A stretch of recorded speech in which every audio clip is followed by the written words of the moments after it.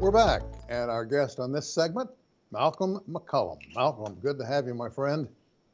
Thank you very much, Sam. Glad to be here. And we're talking about the Tulsa Tough bicycle race. When does it get underway? We're 21 days away, Sam. So June 11, 12, and 13 are our official kickoff dates, although I have to say there's going to be a lot happening that entire week, really beginning with some special guests that we've got coming in town from California. On Monday, the entire Legion of Los Angeles team, including the reigning current national champion, a gentleman named Justin Williams, and his whole team will be here for the entire week. It's so exciting because, with 2020 having canceled all the events, nothing of the scale or scope or magnitude of a St. Francis Tulsa Tough has really happened nationwide. And the larger events in the cycling community that would have normally preceded Tulsa's event all got canceled or postponed in May and April, March even. So Tulsa will be the first significant event to happen in the country, and it's set to be a good one.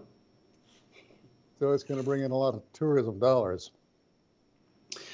No doubt, it always does. We have many of the merchants in the downtown area, particularly in the Blue Dome district and in the Tulsa Arts District, that set records. Some of the restaurants and bars typically have their best night of the year, the night that St. Francis Tulsa Tough is downtown. Well, the new mask ruling came just in time, so I hope you've had your shots and you've been inoculated. I did. I was fortunate to be one of the early people that was eligible, and so I've had both my vaccines. I feel great. I feel very comfortable being out in crowds in our downtown restaurants, and I'm happy to see that we're the CDC guidance that came out last week that said fully vaccinated people are comfortable to go maskless outdoors and in groups. So that's fantastic. Well, let's talk a little bit, if we could, Malcolm, about the history of this race. How old is it? This will be our 15th year, believe it or not. We began in 2006. Planning started a little over a year early in 2005. And really the history of the event, it grew out of a desire to promote Tulsa and promote the benefits of living an active lifestyle. And in fact, that mission, that twofold mission that we have, has continued to this very day. Our mission as an organization, we're a nonprofit organization. Our mission is to elevate the profile of Tulsa and promote active lifestyles. And so when we began in 2006, we really focused on those two things. The downtown area, as you will recall, 16 years ago actually, was nothing like it is now, with the prevalence of all the restaurants and bars and retail establishments because of all the public and private investment that's happened down there in the last 16 years. But the foundation was there, the roots were there, and we knew as Tulsans that we had a special place. We didn't have a bad reputation across the country. We just didn't have any reputation. And so we set about to create something that would be a draw to outsiders to come see what Tulsa has to offer, and particularly the downtown areas. And so that's how we got started, really. Do you ride in it? In 2019, our 14th year, for the first time, I did get to ride in the event. I had never ridden in the event up until then, and I was pleasantly surprised. Our board of directors secretly enacted a resolution that commanded me to ride a bicycle in the event that year, and it was pretty hilarious. So I did get to ride. I have ridden in it once, and it was a blast. It was really a lot of fun. And a tip of the hat to the board. I'm grateful for that. I'm grateful they did that to me. Can you give us an approximation of how many folk may be entered?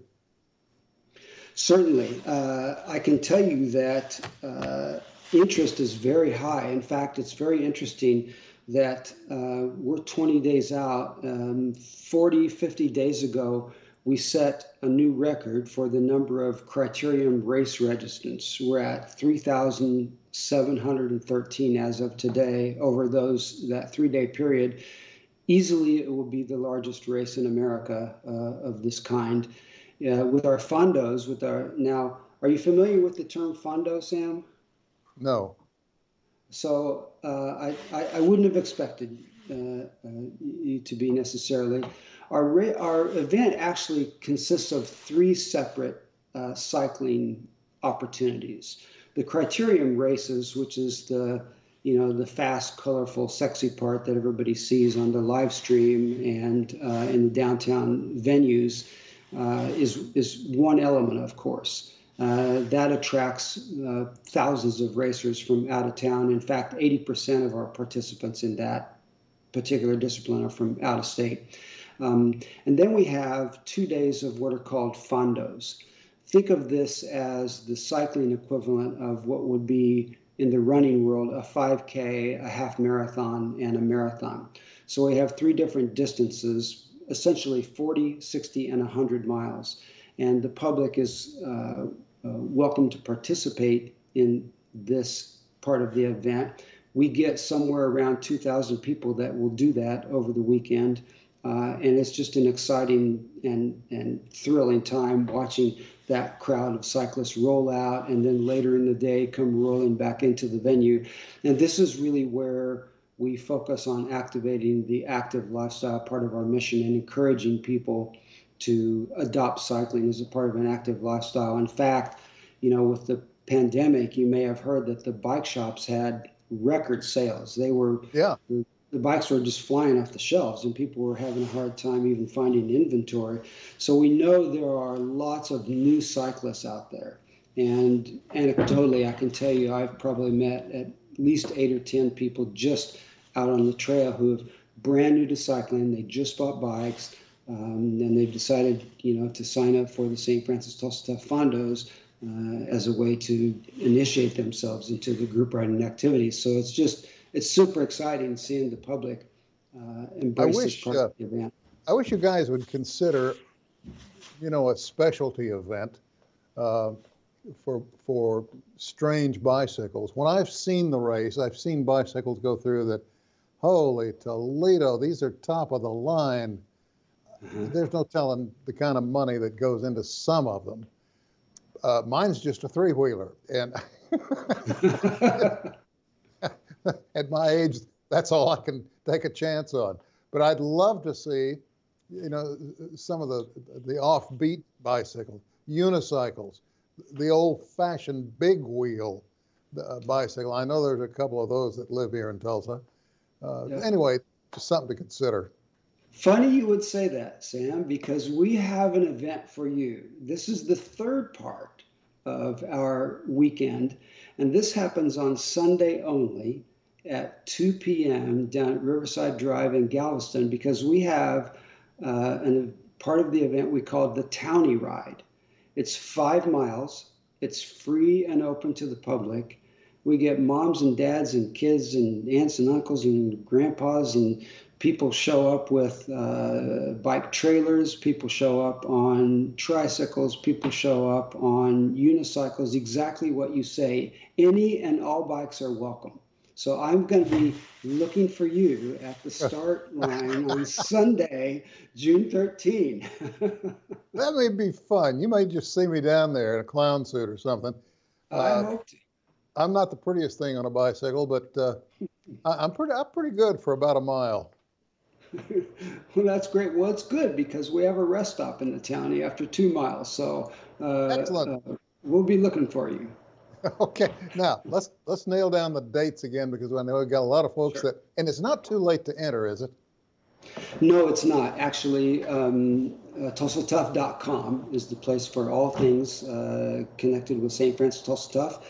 And you can still enter the townies and even enter on Friday, June 11th. That's the last possible time to enter the events, June 11, 12, and 13. So what happens is Friday night, starting at 5 p.m., the criterium racing begins in the Blue Dome District. Super exciting time. We even put up lights around the entire course because the last race ends up racing into the night. And one of the unique features of our event that everybody knows about now that's really fun and exciting is that in the very last race of the day, with 5 laps to go, we set off fireworks downtown. And so it's an incredible sight to see these hundreds of cyclists that are looping around this tight course at nighttime under the lights with literally tens of thousands of spectators and fireworks going off overhead. It's just one of the images that's made its way around the internet over the years. It's unique to Tulsa. I think that's great. Well, don't be surprised if I show up. I'm in the process now trying to figure out how to mount a CB radio on my bicycle or tricycle. Zip ties. I just found out the other day somebody's conquered that. They set up a generator, if you will, somehow connected to the pedals. When you pedal, you're cranking and you're making power. So there's no telling what could possibly show up in that very segment that you said I ought to enter. There you go. Energy independence, courtesy of the bicycle. One other thing I want to bring up, Malcolm. I'm very encouraged by what I see with families on bicycles. The moms and dads and the little ones, and Tulsans are accepting of this. I mean, they give them room. We've seen changes in the streets, the way they're marked. That's a very encouraging thing and a great way for family activities and to keep fit. It really is, and it's not only very encouraging to see. I'll tell you another thing that's been very encouraging for us is that some years ago we started what we called the St. Francis Tulsa Tough Divas program, and it's a program that is designed exclusively for women and primarily for women that are new to cycling. Every year. I'm sorry to do this, Malcolm, but we are out of time. All right. It's been very informative, and we want to do more of this, so let's you and I stay in touch. That's great. Thank you, everyone, for joining us, and we'll see you again next year.